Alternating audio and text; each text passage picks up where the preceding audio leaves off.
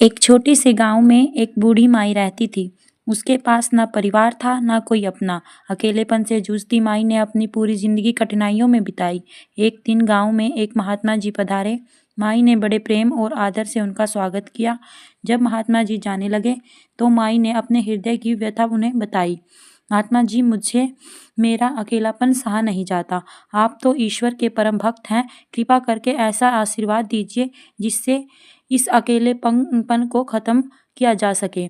महात्मा जी मुस्कुराए और अपनी झोली से बाल गोपाल की एक सुंदर मूर्ति निकाली। उन्होंने कहा, माई, यह तुम्हारा पुत्र है। इसे अपने बच्चे की तरह लाड प्यार से पालना और देखना, यह तुम्हारे जीवन को आनंद से भर देगा। बूढ़ी माई ने बाल गोपाल को अपने हृदय से लगा लिया। अब उसका दिन रात ठाकुर जी की सेवा में और उनका लालन पालन करने में बीतने लगा। माई अपने बेटे की तरह उन्हें खाना खिलाती, बातें करती और हर वक्त उनका ख्याल रखती।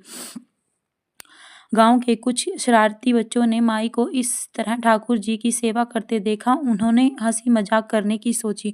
उन्होंने माई से कहा, अरे मैया सुन, आज गांव में जंगल से एक भेड़िया घुस आया है जो छोटे बच्चों को उठा कर ले जाता है और मार कर खा जाता है। तू अपने लाल का ध्यान रखना, कहीं भेड़िया इसे उठाकर ना ले जाए। बुढ़िया माई ने अपने बाल गोपाल को उसी समय कुटिया में विराजमान किया और स्वयं लाठी लेकर दरवाजे पर पहरा लगाने लगी। अपने लाल को भेड़िए से बचाने के लिए बुढ़िया माई भूखी प्यासी दरवाजे पर पहरा देती रही।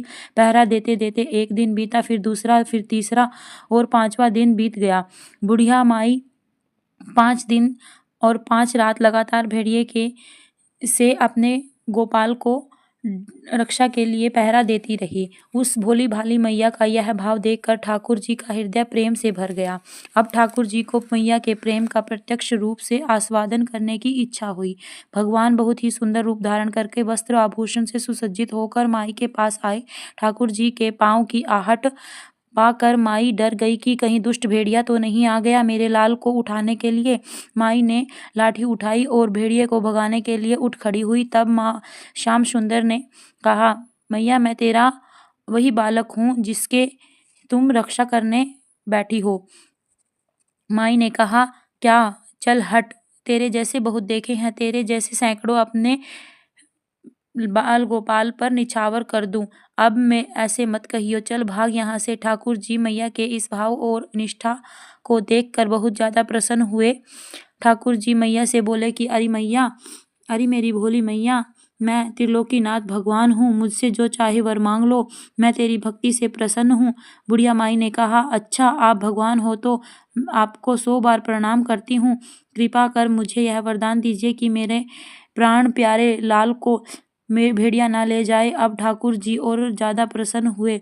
बोले, तो चल ठीक है मैया, मैं तेरे लाल और तुझे अपने निज धाम ले चलता हूँ, वहाँ भेड़िए का कोई भय नहीं है।